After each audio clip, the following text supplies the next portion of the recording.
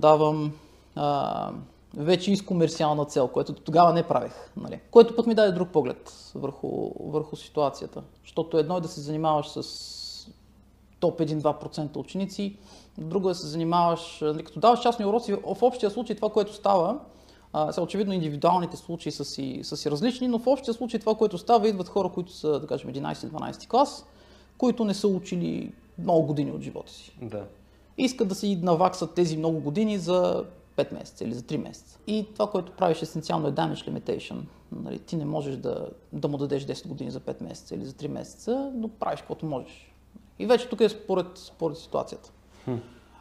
Да. И добре, как виждаш ти, защото аз четох много различни коментари от всякакви хора, които са по един или друг начин вързани с образованието, включително имам много хора, които се занимават и с олимпийците и всички са на различни мнения.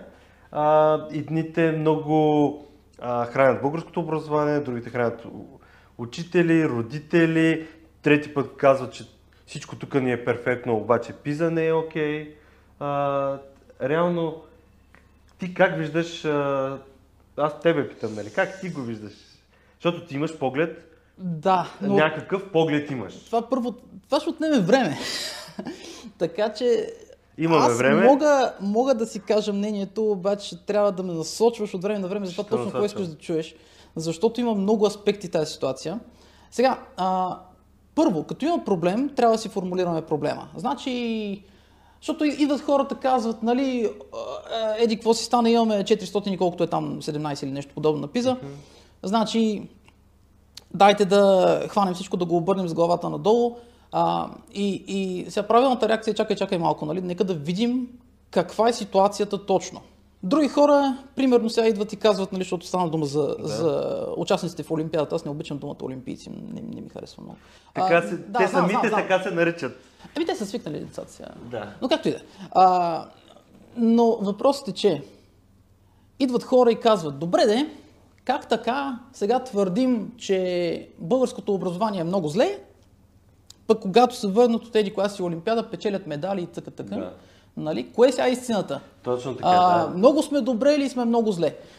И отговорът и двете са истина, но зависи какъв ти е критерия. Ако критерия са ти топ 1% ученици, ние сме доста добре. Ако сравняваме нашите най-добри 50 ученика, примерно, на випуск, с най-добрите 50 дори в държави с по-голямо население, дори с Англия. Да. Сме да твърдя, че нашите най-добри 50 са по-добри.